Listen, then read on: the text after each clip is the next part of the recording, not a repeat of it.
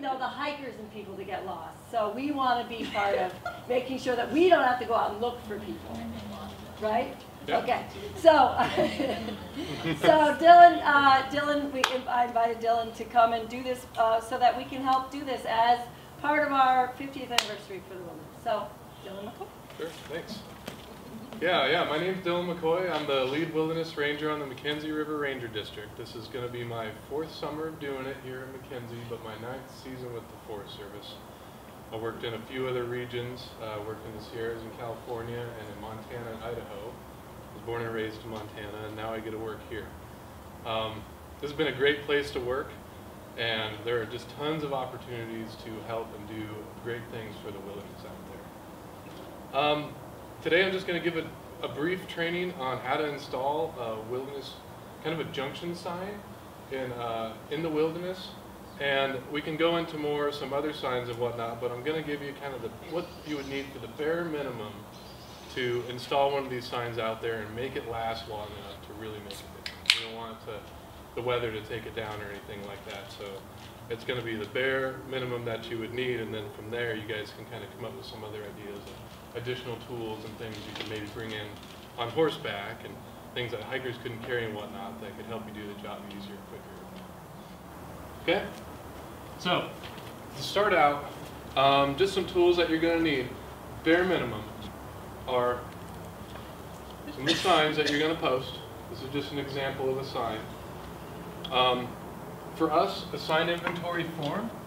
A lot of these signs that we'll have you put up, we've done inventories on the junction. It'll kind of tell you where we want the sign to go and what it needs to look like. And then also, we'll have a blank form for you to fill out to kind of show what the sign looks like and how it's posted at the junction afterwards. So we know, okay, if we're there at the desk wondering, is there a sign up at that junction and whatnot, we'll have this inventory form to show us. But being there, going there ahead of time is important because you have to route the sign and make the sign based on where it's going to be at that junction. So it's difficult to really just kind of guess and hope you go out there and do it. The arrows and whatnot won't point. So another tool you're going to need are some lag bolts. I can talk about some preferred things. I prefer using these square head 9/16 inch lag bolts.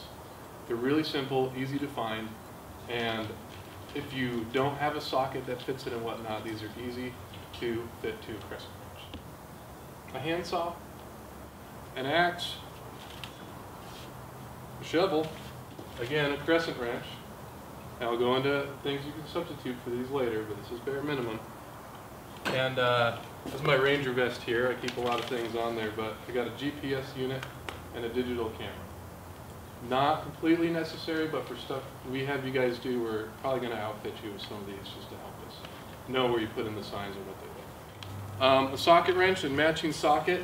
Again, if you choose a different lag that needs a socket head on it, I want to bring a socket wrench and the socket for it. Or a manual powered socket driver and matching socket, like a hand drill, hand crank type of thing. A hand drill with a drill bit. If you want to drill out the signpost to put the lags in, a hand drill is really handy for that, but I'll get into it more later. You cannot use a motorized drill. There's no motorized use of this. A post hole digger is a lot more helpful for digging the hole than the shovel, but again, not required. A hammer, a measuring tape, and a draw knife, all optional items. So there's some materials you can collect from the field to do your job too. One is the signpost itself. Here's one I selected from the field. I tried to get a wildernessy looking signpost so it makes sense. So you guys will know what to look for. A rock, and a bunch more rocks and gravel for the hole. Doug fir is going to be your best bet. Incense cedar is just not a strong or long-lasting piece of wood. Hemlock is, it's okay too, but really in most parts of the wilderness, you're going to be able to find, you just got to use what you got right there. So you pre-select ahead of time. Doug fir, if you can get a big chunk of cedar out there, great. Do it. Cedar it up. The signs themselves are probably going to be oak that we put on it. So pretty sturdy material. And, but yeah, anything else is just least preferable compared to Doug fir. But if that's what you gotta do, that's what you gotta do. So before I get started on how to do it, there's some things to remember about wilderness. So wilderness is for non-motorized use and non-mechanized transport. So what that would mean in terms of what you could use in the backcountry is do not use a motorized equipment like a power drill to do this, and don't use mechanized transport devices like a wheelbarrow, even though it seems like it's very easy to use, or you might be able to get it on horseback.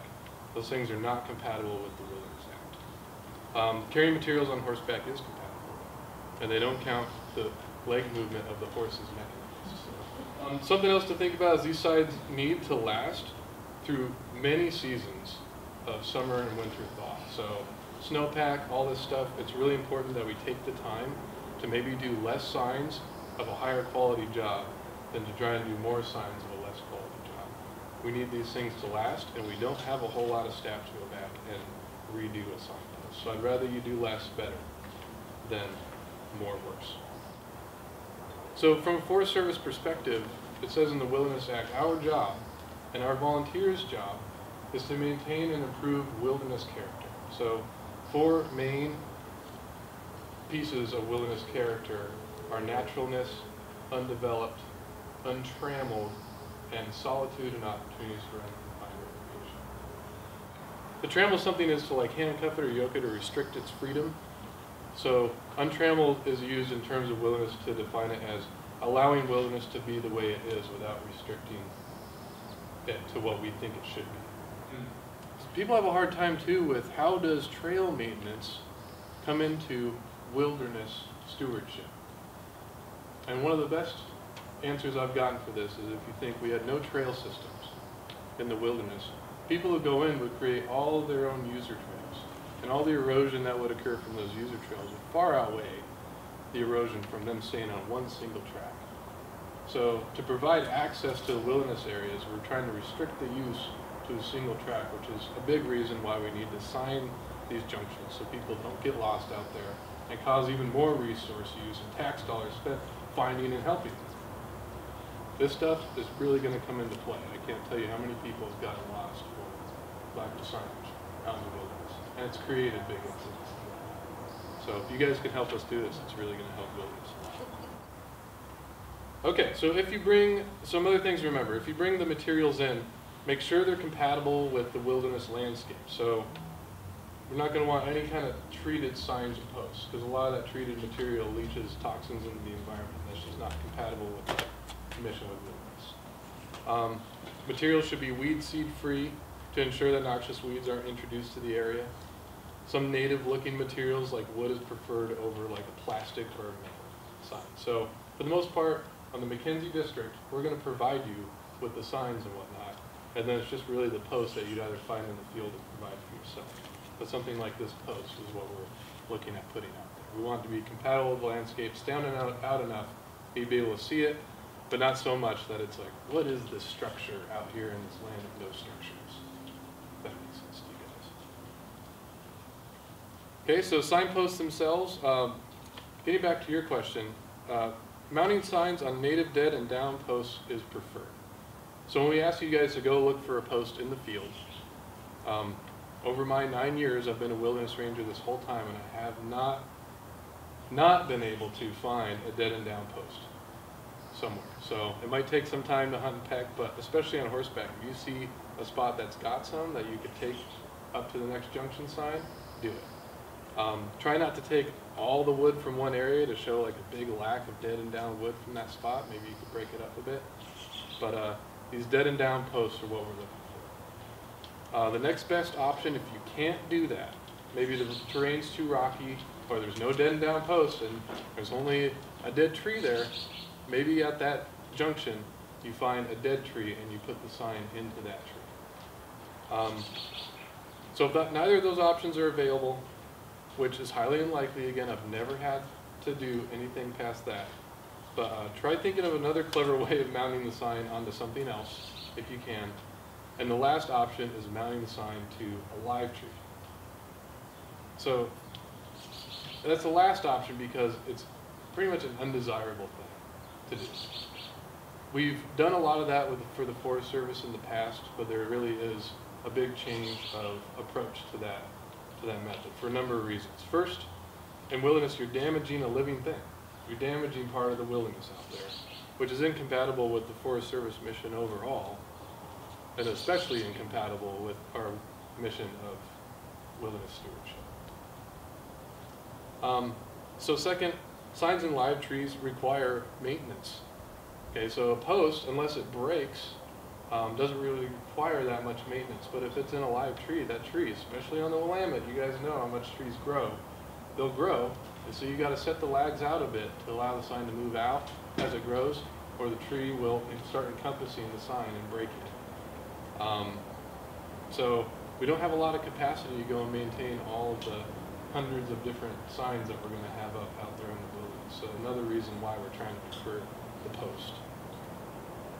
And so third, signs on live trees are harder to see, and they're easily overlooked. So a lot of these signs, you know, it looks like this now, but in 5 years this is going to be gray and withered and look like the bark of a tree, and people will walk right past it. It happens all the time. People walk right past junctions that are signed properly, but the sign just looks too much like the tree. So if it's on a post, it's there close enough to the trail, but not too close to interfere with the user traffic. That's going to be our best option. So when you find a dead and down post, you're going to want it to be straight, like this. I'm looking for minimum of this 5-inch thickness at the top, at the smaller part of the tree. You can go smaller, but it's just going to be less sturdy in the longer. I like a 7-foot post. You can go longer. I wouldn't recommend going much shorter, because you're going to put a good majority of this post into the ground. More so than you might do like with a fence post at your house that you concrete in and stuff. And that's, again, because we want this to be as sturdy and long-lasting as possible. We want this thing to last at least 20 years. Okay, so the next thing is selecting a site for the post.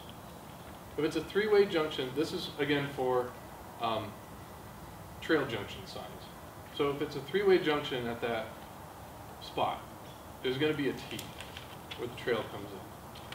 And we want the sign post to be at the top of that T, not on the corners. And the real reason for that, and you guys could probably vouch for this, is that if users, especially horse or horse string, is rounding that corner, they can get tied up in that signpost. So you either have to set it way farther off the trail to reduce the interference, at which point it's less likely to be seen, or you put it close and it gets caught up in horses, and you guys all know what happens. The sign breaks, the horses run, and it's no fun. So the top of the T is the preferred spot for a 3-way junction. If it's a 4-way junction, you got 4 corners, you're just going to select the site that's most visible and least likely for the sign to get interfered with. So, you know, you guys using horses, you're going to know that best spot because you can test run it with your horse and see where they step the least on that corner. And that's going to help us select that spot for the signpost. Again, we've done a lot of this ground truthing for you to be able to route the signs correctly at that junction spot. But if we're having you inventory a spot because we haven't been there and you're putting up some signs along the way and inventorying others, these are some things I want you guys to help us with. So digging a hole for the post. And this is the next step that I put down here, but while this is going on, if you guys are in a group, have someone start mounting the sign to the post while someone's digging the hole. It'll cut back on a lot of time that it takes to do this project. So I'll talk about digging a hole for a post and then mounting the sign.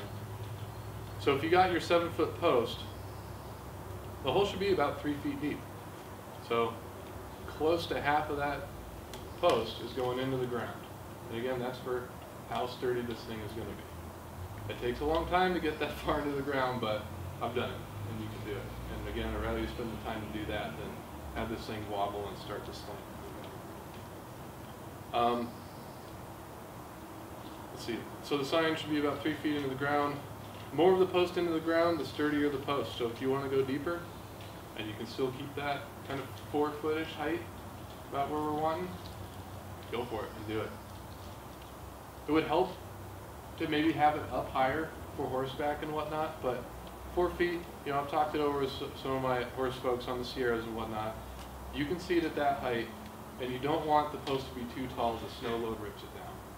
So we want a little bit shorter posts to make it last through those many winter seasons that it's going to endure.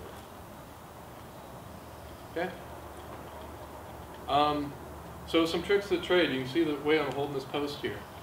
We got the big end on top and the little end on the bottom.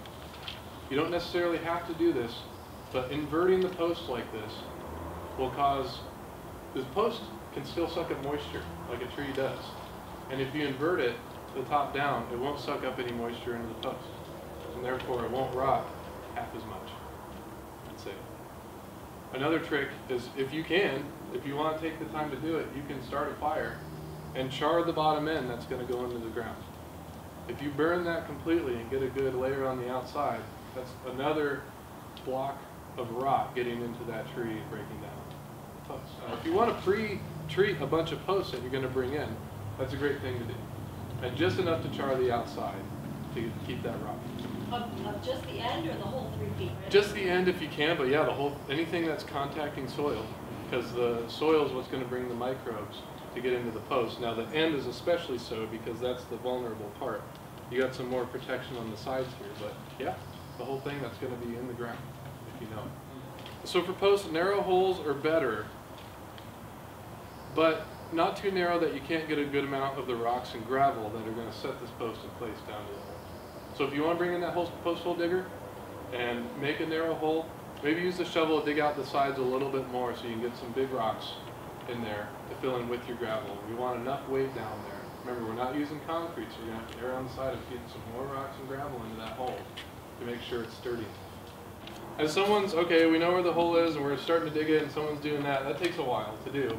So another group can start figuring out how the sign's going to face on your post and start notching the post for it. So a lot of people will put signs just straight onto the outside of a post, and that works. And if you have to do it and that's the way it goes, that's the way it goes. But again, ideally, it's good to notch and inset that post or the sign into the post. The more surface area this sign has out away from the post, the more the snow load is going to hit and trying to pull it out of the post. And you'd be surprised how much that little thin edge of wood here will cause the sign to rip its way out of that post. So if you inset it back in there, you've reduced a lot of the surface area, especially on the front where the lag bolts are, and it's just pulling on these sides. So we also try to make the sign post itself, or excuse me, the sign itself, narrower, not longer, to reduce that much more pull of the shifting snow load on the sign itself. So we'll try and make it maybe squattier and fatter. So let's say I'm going to put the sign on just like that, and maybe later, your other sign would go perpendicular over here. You do want it down from the top, so that top will protect it. The thicker you leave at the top there, the less likely it is that that little section between your cut and the top of the post is going to break off. So you want it to be fat enough to be able to withstand the snow load. Or split from the bolts. Or split from the bolts, exactly. Because in this scenario, I'm going bare minimum. I'm not carrying a hand drill with me. So you're drilling lags straight into wood, and there could be some splitting that occurs. So you just want to reduce as much of that as you can. So really all you do is you make a couple cuts on either side of that sign, as level as you can get it, and then you can take it off, and you'll know where your cuts are. All right, from there, you're going to make those cuts deep enough so that the sign will just set inside of the wood. So really just the thickness of the sign here is all you really want. If you err one way or the other, err on putting it a little bit deeper into the post rather than having it stick out. If it sticks out still, it's kind of defeating the purpose of that inset. But you don't want to go too deep because you're cutting into your post and you're cutting out the meat of this thing, the sturdy part that's going to hold all this in place. So you don't want to go too deep, that's all the way in there, and then that top breaks off because you cut all that wood out. So you make a couple of those cuts, and then you just make thin slices, the same depth, evenly, all the way up in between those two cuts. All right? When you got kind of, it almost looks like sandwich slices sitting there, all you do is take your axe and you can knock them right out. And those things will pop out pretty quick. Now, at first you'll probably have an uneven surface where the sign wobbles on for your inset. You just take the axe and trim it up, or make some cuts down a little bit deeper and take the axe and trim that until it's relatively flat, so you get a good contact with the back of the sign hitting the back of the post there. So don't look at these holes. These holes are not in the right spot for what we're asking for. But, you know, you might go to the chutes and they might have a different way that you want to lag this in. This is just bare minimum. There's a lot of variations, but this, you know, you can base it off of this theme, the important parts of the theme, the insetting, the reuse of the post, and all that.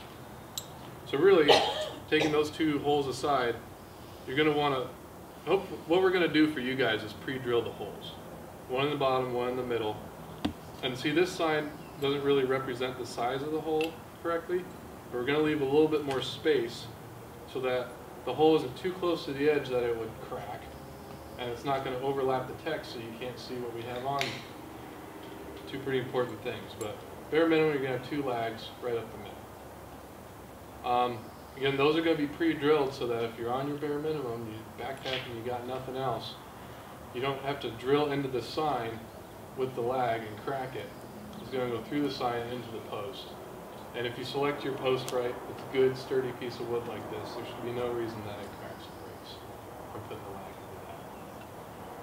But this is where the elbow grease comes in. It's where it gets wildernessy. So you go and you find, you got bare minimum tools, and you go and get your rock. And you got your sign down here. I'm just pretending I'm putting it through the sign. And you just mash that thing in there until it's good and in there, and you'll do that a whole bunch. You take your crescent wrench and push down as hard as you can while you're turning it, and that flag will eventually go in there. Now, with you guys, you can bring in extra tools to make this job a lot easier. Pre-drilling the hole before you go out, and maybe even mounting the sign onto the post if you're going to bring in posts, do that. Or pre-drill everything, mount it on, then take it off so the sign doesn't break in transit, and then put it back on when you get there. Something like that. You know, this is all elbow grease, and this is also why I prefer these square heads, because if you mash this head with a rock and it starts getting it all skewed and bent and mashed looking, and you might not be able to get your socket wrench on there afterwards. I don't know if you guys have ever run into that. That's why a crescent wrench, because a crescent wrench you can get darn near anything off of there or into there. And and it's just a little bit more universal to that. If we use the same kind of head on all the signs, then you only need to bring in one kit for if you were to take it out or do another sign. If we got a big sturdy post here, it's doing great, but you know, that sign broke, we got to take it out and put another one in, same kit. One other thing I'd add is I'd bring a couple nails with just some rusty nails found in a bucket. And take your rock or whatever you got and hammer them into the bottom of the post. A good way until they're sturdy in there, and just you can do 2, 3, if you want to do 4, and at least sticking out an inch, but more is preferred, just halfway into that post. It really helps stabilize that post and keeps it from tipping. Makes it way harder to pull out. That's hopefully what we're trying to do, is make it a one-stop shop. We put this post in, it's going to last 20 years, you know, so 20 years someone has to go back and cut that post off and put another one next to it. Peeling it is optional. I mean, I put a draw knife in there as optional. You can use that, these little Fiskars axes or something like that. You can use that to peel the bark off of the pros and cons wood. Of should you peel or not? Doesn't. I mean, it helps it, keeps it from rotting, because essentially the moisture gets trapped behind the bark. It gives bugs places to hide and all that kind of stuff. So, yeah, if you can, peel it. But I'm not going to peel all my signposts, because after a while you find that the bark will just fall off these two. Cedar, it happens pretty easily. Doug fir, it happens a lot the same way. And I mean, it's either way.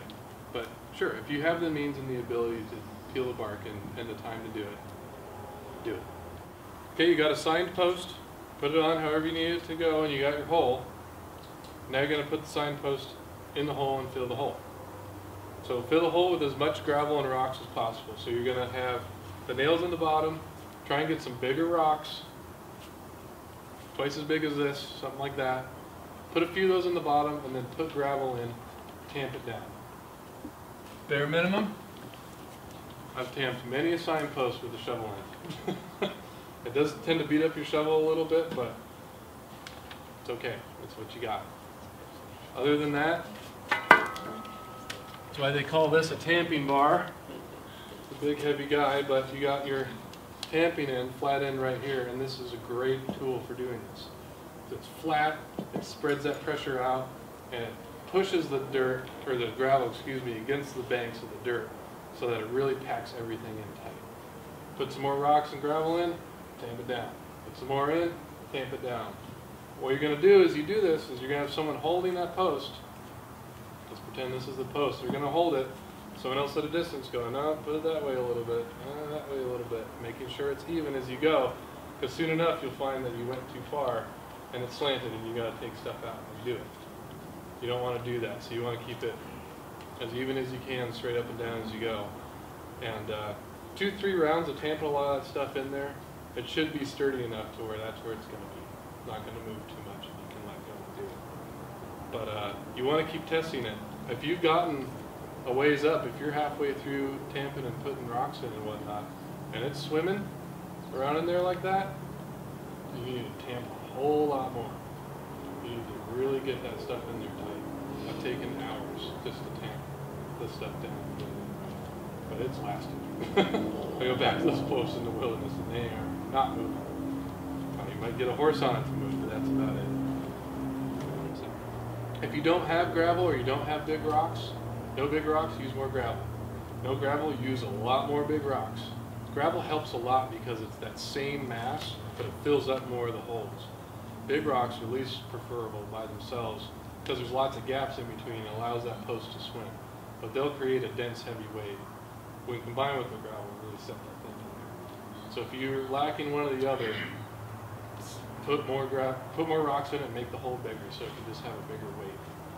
If you don't have either of those things, I don't really recommend putting it in the ground. Just, I'd say come back and we'll think of another strategy next time. At that point, it seems like you're done, but you got to remember this last step, at least for the McKenzie River Ranger District, is to take that GPS unit and take a point of where you did the post at. And then take some close-ups, photos of the signpost, and then some overview ones to show where the trails come in and how that post looks. In the off-season, when we go, okay, there's a sign at this junction, what's it look like? Is it done to standard? We're going to look at those pictures and go, done. Awesome. Thank you. That's the way it was last time, and if there's any change, let us know. Other than that, it's done. Next sign. That's for a single post trail junction sign. If we have you put up something like a wilderness boundary sign, we go, we want you to put this on 2 posts. The real differences are going to be you're going to use 4 lags instead of 2, one at the top and bottom of each post. No sign inset is really needed for that. You're going to put it right on the front of that post. It's going to be so sturdy with those 4 lags. It doesn't make a whole lot of sense to set it back in. It's going to be really weird and odd looking anyway. Mount the sign to the post before you dig the hole, as the distance between those posts is going to determine where you dig the hole. So you're not going to do it at the same time like you would with a single post. You're going to mount it on there and then have that determine where those posts go in. And then as with all these, you got to make sure that sign's in a visible location from the trail, but not too far. But you got to have it far enough away that it's not going to conflict with the users. You got horses and tanners and stuff like that. You got to be able to pass by that without knocking. And that's just eyeball. I can't tell you the distance. That's just, you got to eyeball it on site. And you guys helping us do that is going to be great because you can have a horse right there with fingers to walk by and measure it at the spot. In a lot of situations, you're going to go, I know Dylan said this, but this is what I got to do. It's going to be good. I'm going to make up for it. It's going to be fun. As long as you're not kind of breaking the wilderness code, as long as you remember our job to maintain or improve wilderness character in this, and to do it as sturdy and good a job as you can differ from the plan. It's just remembering the order in which you differ from the plan is dead and down post preferred, you know, just under half the posts in the ground, If you can't do that, a dead tree, so maybe at that spot it just doesn't make sense to dig a hole and you got a dead tree right there. Well, at least we're not damaging the live tree. Put it on the dead tree. Or the worst case scenario, you can't even get a hole dug and there's no dead trees, but one live tree is the one. Do the live tree.